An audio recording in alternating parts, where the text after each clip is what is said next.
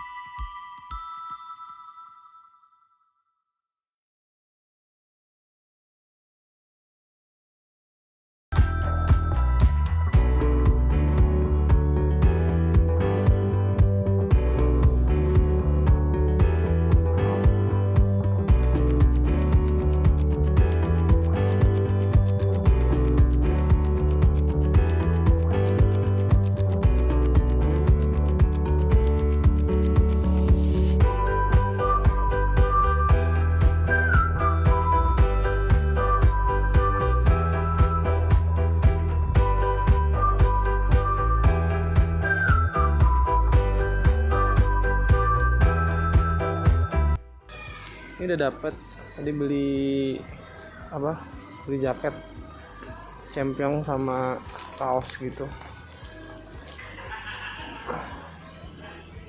Lu masuk ke jaket-jaket kayak gini bro ya? Tapi murah loh itu, 150.000.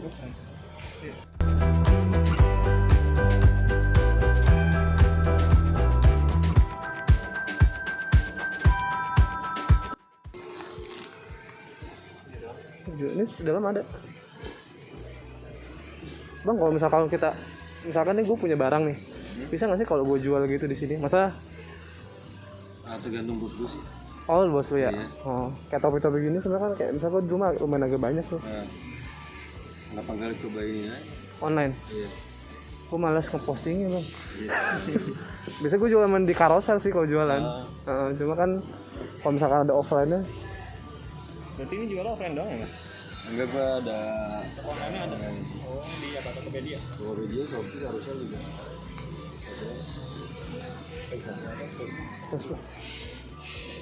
Jadi juga ada. Aku nggak mau coba ini bro.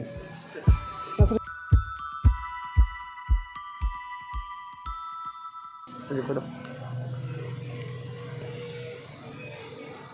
Jaket.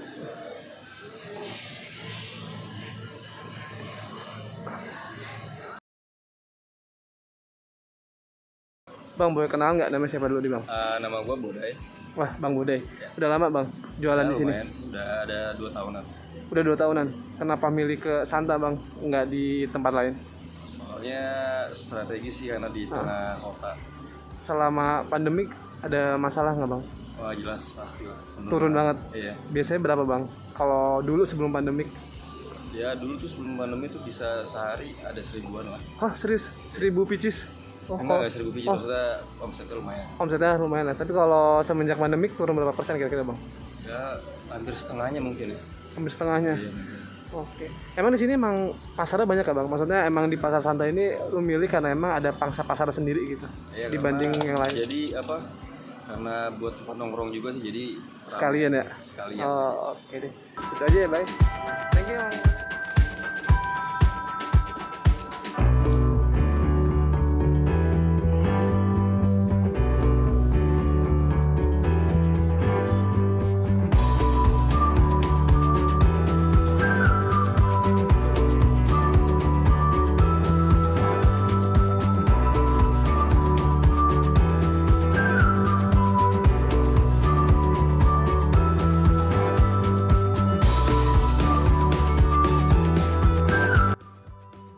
Pak, Mas siapa nih? Mas? Dengan Mas Ali. Oh, Kenapa di lagi apa nih Mas? lagi cari-cari barang thrift shop nih Mas? Lagi cari barang yang kayak gimana nih Mas? Vintage atau sport atau apa?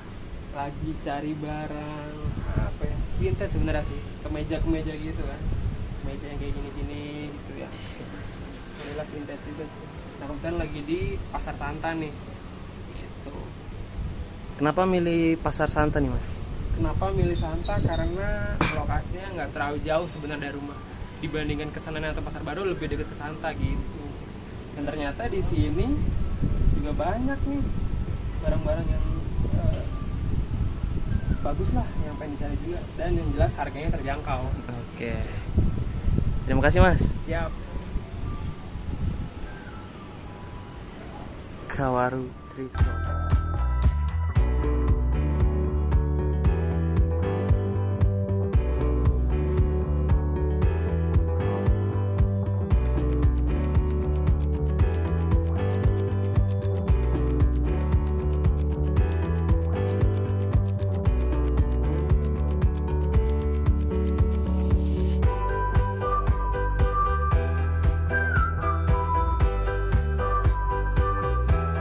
Namanya siapa nih Mas? Nama saya Kigen Demetrius.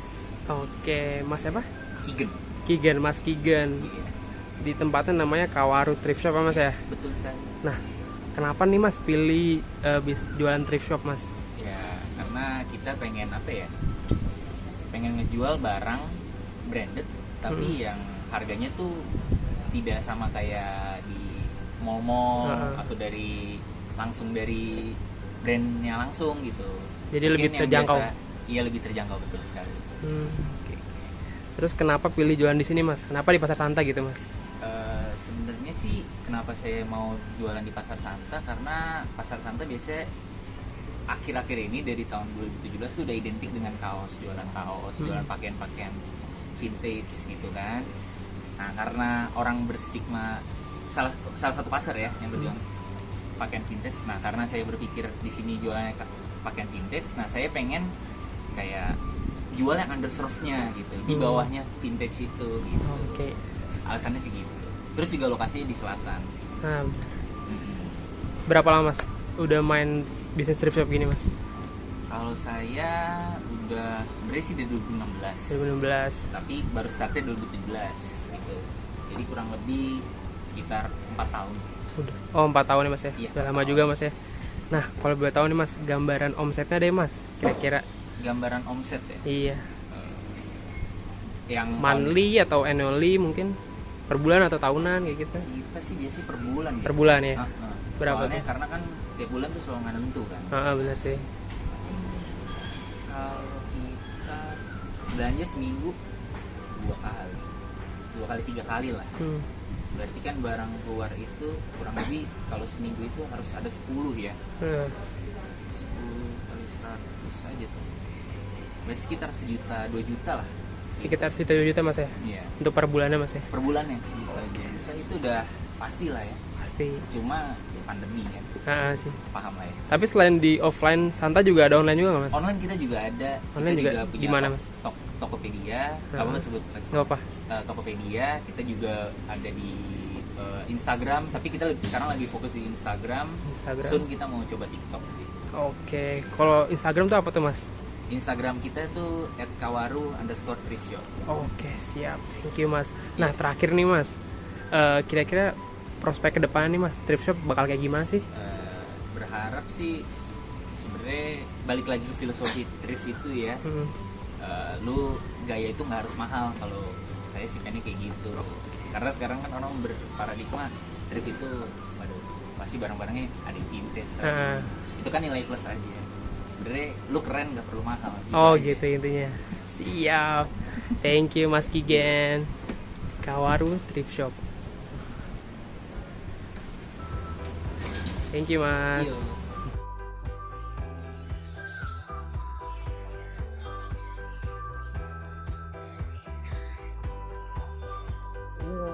Khas. Baik, Al, ngapain? Halo Mas, kita di Santa nih.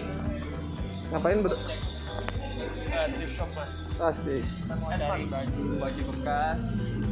Dari mana lagi Mas? Dari benda-benda luar negeri. Iya. Tapi harga murah ya kan? Ya begitu Mas. Asik. Mas. Ya. Bentar, waktunya bentar Mas. Oke, silakan. Nama siapa Mas? Nama saya Sahrul. Mas Sahrul ya? Iya. Lagi ngapain sini Mas? Saya habis belanja.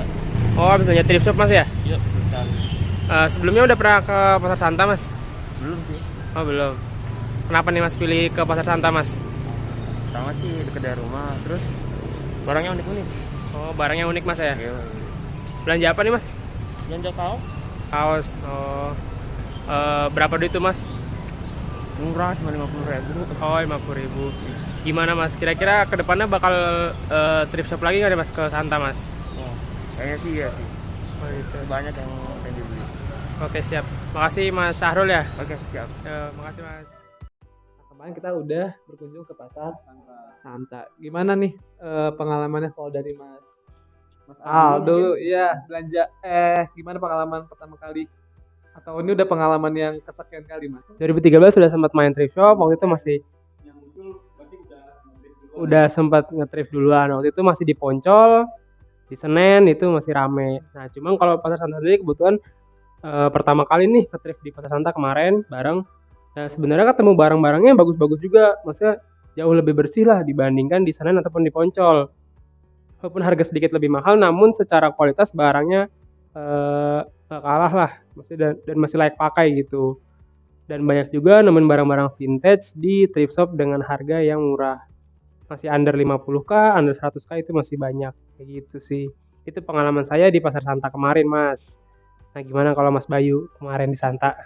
Oke, jujur ya kalau saya pribadi sebenarnya pengalamannya nggak sebanyak Mas Ali. Cuman untuk first impression saya terkait thrift shop itu ya memang benar tadi yang apa yang dijelaskan oleh definisi-definisinya gitu. Barang-barangnya bagus, berkualitas, dan nggak tahu kenapa maksudnya kita langsung tertarik buat kayak mau memiliki itu barang gitu loh. Jadi ya pengalaman saya mungkin nggak banyak ya, cuman untuk pengalaman pertama saya itu ya lebih ke arah cocok nih buat kaum milenial, buat kita yang masih pengen bergaya dengan harga yang minim ya, tapi dengan kualitas yang bagus gitu loh. Nah itu sih kalau pengalaman saya mungkin kayak gitu. Mungkin kalau Mas Ade gimana nih Mas?